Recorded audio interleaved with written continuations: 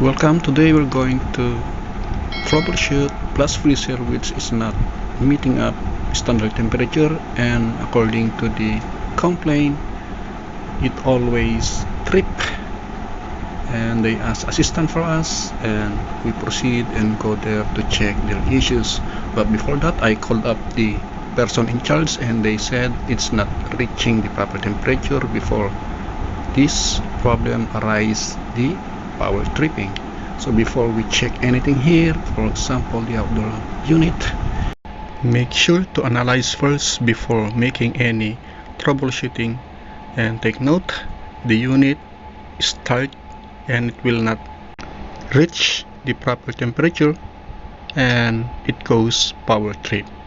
So in this case, Crivan, which is the safety of the compressor, is not the problem, and the pressure stat or the low and high pressure switch may be the problem, but it will not cause power tripping. This will shut off the compressor only, not power tripping.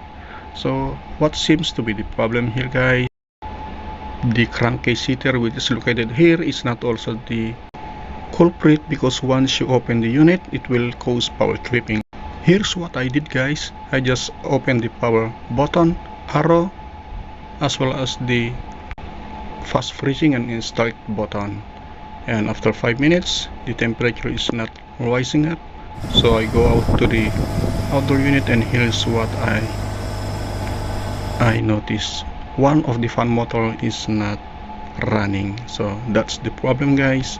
And when I checked the unit, I saw that the 10 UF capacitor was exploded, and all you have to do is replace with the same rating and the issue will fix. So my tip here, guys, is just open the unit.